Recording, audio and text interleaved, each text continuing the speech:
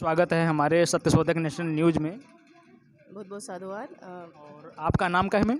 मेरा नाम नीलम अम्बेडकर है। वैसे तो मेरा नाम केवल नीलम है, लेकिन हाईकोर्ट में प्रैक्टिस करने के लिए बहुत सारे लोग सब पूछते थे पूरा नाम बताइए, पूरा नाम बताइए। तो अपनी पहचान बताने के लिए मुझे अपने पिता से अच्छा कुछ नहीं मिला, इसलिए मैंने अम्बेडकर लगाना, और हमारी टीम ने पूरे सब ने मिल करके हमारे नाम के आगे अम्बेडकर लगा दिया, इसलिए अब लोग हमें नीलम अम्बेडकर के नाम से जानते हैं हाईकोर्ट में। मैम देखा जाए जो अभी शिक्षा के विषय में जो आज ज्योतिबा फूले जी हैं और सावित्रीबाई फूले हैं, आज उनका जन्मदिन है। आज आज के ही दिन शिक्षा जो देखी जाए सबसे पहले महिलाओं को सबसे बड़ी भागीदारी मिली है। तो वाकई में आज जो महिलाएं समान रूप से ने क्या क्या महिलाओं को भागीदारी मिल रही है, नहीं मिल पा रही है? नहीं, शिक्षा की बात करें तो जो प्रयास माता सावित्रीबाई फुले ने उस समय शुरू किया था, उस हिसाब से तो अभी काफ़ी बहुत आगे आ गई हैं महिलाएं। लेकिन आज के युग के हिसाब से अगर देखें तो हम अभी बहुत पीछे हैं, और महिलाएं समझ ही नहीं पा रही हैं कि हम मतलब, या उनके गार्जियन की जैसे लीगल अवेयरनेस हो गई, या इकोनॉमिकल कंडीशन हो गई।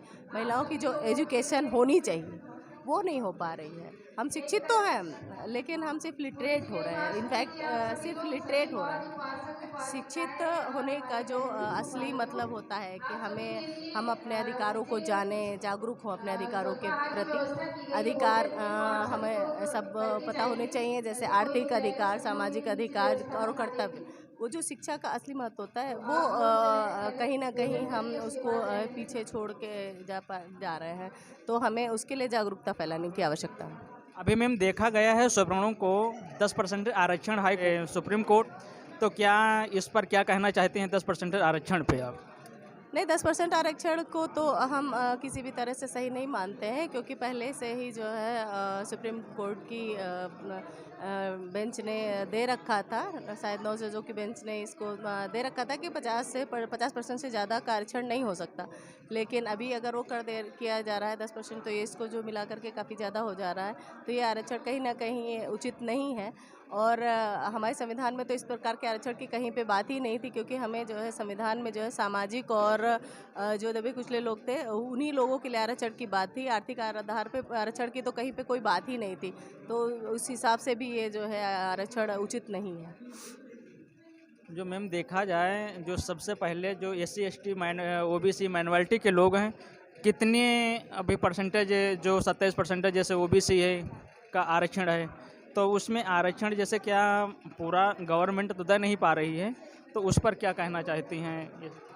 नहीं, मैं तो ये इस बात पे तो ये कहना चाह रही हूँ कि देखिए, आरक्षण की बात जहाँ पे है, तो ये आरक्षण कोई भीख थोड़ी ना है। वो तो जो है पुनः पैक्ट के उसमें इतना ज़्यादा वो हुआ, हमारा सब कुछ तो छीन लिया गया। उसके बदले में छोटा सा झुंझुना आरक्षण नाम का पकड़ा करके वो किया गया, जो भी ये सरकार पूरा नहीं कर पा रही है। आप देख रहे हैं कि बैकलॉग में इतनी ज़्यादा वैकेंसीज वो होती हैं, लेकिन नहीं, SC OBC को बिल्कुल नहीं मिल पाता है। और सबसे बड़ी बात यह है कि वो लोग तो अपना जैसे क्रीमी लेयर करते रहते हैं। OBC में जाएं तो हम क्रीमी लेयर करके जो है अच्छे लोगों को निकाल देते हैं। उसके बाद फिर जो है, अगर क्रीमी लेयर की बात है तो आप इसे अपने जनरल में क्यों नहीं लागू करते? आपको उसमें करना चाहिए ना। हमसे आशा करते हो और आप खुद मलाई खा रहे हो। वहाँ पे तो कोई ऐसा वो नहीं कर रहे हो। आप जहाँ पे आपका बिल्कुल वो नहीं होना चाहिए था, वहाँ पे आप आरक्षण ले आ रहे हो। उसमें सुप्रीम कोर्ट को बिल्कुल टाइम ही नहीं लगा। वहाँ पे 10% यहाँ रिजर्वेशन, उसमें जो है पता ही नहीं चला कि कब आया और कब पास हो गया। और यहाँ कितने लोग जो है चाहे ट्रेनों के नीचे लेटे रहे, चाहे कुछ भी होता रहे, ये रिजर्वेशन के लिए OBC ने कितना संघर्ष किया है कई उसमें, लेकिन कुछ नहीं हो रहा है। तो ये यहाँ पे तो जो है पूरी तरह से उनकी अपनी तरह से चला रहे हैं। सच पूछिए तो पूरी तरह से सरकार नाकाम है कि किस प्रकार से पूरे भारतवासियों को समान अधिकार, समान उसके ले चलने में। तो ये गवर्नमेंट तो बिल्कुल अपने तरीके से ही मनमानी कर रही है। मैम के समान अधिकार जैसे भीमराव अंबेडकर ने जो बताया था, जैसे संविधान में भी लिखा है मौलिक अधिकार, और संविधान के क्या मौलिक अधिकार अभी लोगों को जैसे वंचित हैं, और लोग क्या जैसे हम सबसे ज़्यादा जो महिलाएं हैं हमारी, तो महिलाओं को सबसे ज़्यादा क्या करना चाहिए, उनको शिक्षा के स्तर पर थोड़ा बताइए। देखिए, शिक्षा के लिए तो आप देख रहे हैं कि थोड़ा सा स्तर स्टार्ट हुआ है कि एजुकेशन महिलाओं ने स्टार्ट किया है, गार्जियन पढ़ाना चाह रहे हैं। जैसे कि आप जानते हैं कि सरकारी स्कूलों की बहुत बुरी स्थिति है, तो हमारा आधे से ज़्यादा जो पर्सन है लोग हैं वो गांव में ही रहते हैं। अच्छा, गांव में क्या करना चाहिए? अगर शिक्षा की बात सरकार अच्छे से लाना नहीं चाहती, अगर अभी हम लोग रास्ते में डिस्कस कर रहे थे, शिक्षा के लिए अगर वो करना है तो क्यों नहीं जिस जगह का डीएम है वो उसी जगह पे सरकारी स्कूल में पढ़ाए अपने बच्चों को। आप कोई भी किसी भी जो भी सरकारी अधिकारी हैं वो अपने बच्चों को उसी स्कूल में जो नियरेस्ट स्कूल है वहाँ पढ़ाए। हमें कुछ कहने की ज़रूरत ही नहीं पड़ेगी, ऑटोमेटिक एजुकेशन सिस्टम सही होता चला जाएगा। लेकिन गवर्नमेंट चाहती ही नहीं है कि जो है एजुकेशन सिस्टम सही हो। वो जो गरीबों को, वंचितों को वंचित ही रखना चाहती है। अगर गवर्नमेंट चाह जाए, डीएम और एसपी के बच्चे अगर सरकारी स्कूल में पढ़ेंगे तो उसे किसी चीज़ की कमी ही नहीं रहेगी। मैम, गवर्नमेंट तो कह रही है बहुत अच्छे स्कूल हैं और कोई सारी सुविधाएं भी देते हैं, क्या ऐसा है क्या? गवर्नमेंट के कहने में और व्यक्ति जो आप वर्तमान में जो देख रहे हैं वो आप स्वयं जा कर के अगर देखेंगे तो आपको पता चलेगा कि कैसी कितनी बुरी स्थिति है। कि ओरल बात करना तो आसान होता है, लेकिन प्रैक्टिकली जब ज़मीन पे आप देखेंगे जा कर के तो बहुत बुरी स्थिति है उसमें। जो है वहाँ पे स्कूलों में तो SC OBC के ही बच्चे ऑलमोस्ट होते हैं, तो टीचर्स भी उतना ज़्यादा ध्यान नहीं देते। इनफैक्ट टीचर्स पूरी तरह से हैं ही नहीं। जैसे आप देख रहे हैं ना कि जैसे जितने होने चाहिए, कहीं 2 टीचर हैं, कहीं 3 टीचर हैं, स्कूलों में टीचर्स ही नहीं है पढ़ाएंगे। सरस्वती ज्ञान की देवी बताइए, क्या वाकई में सरस्वती ज्ञान की देवी हैं?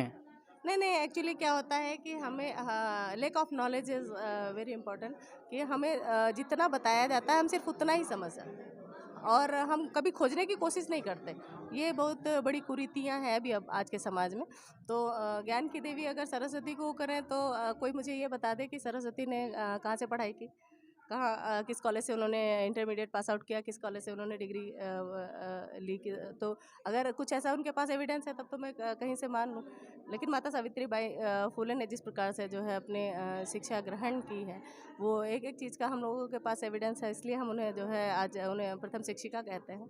और अगर वो नहीं होती तो शायद आज मैं हाई कोर्ट की एडवोकेट क्या कुछ शिक्षा कुछ मुझे मिली नहीं होती। मैं भी एक आम महिला की तरह घर में ही चूल्हा चौका कर। देखिए, आज की डेट में जो आवश्यक है, हम महिलाओं को बहुत ज़्यादा जागरूक होने की आवश्यकता है। क्योंकि हम अभी तक जो भी है हम सिर्फ बातों में या भ्रम में या मिथ में पढ़ करके किसी भी बात को हम सच्चाई मान लेते हैं। लेकिन सच्चाई ये है कि हम जब तक जाने नहीं, उसे कहीं किताबों में या कहीं पे भी हम पढ़े नहीं, तब तक हम किसी चीज़ को सच्चाई ना माने।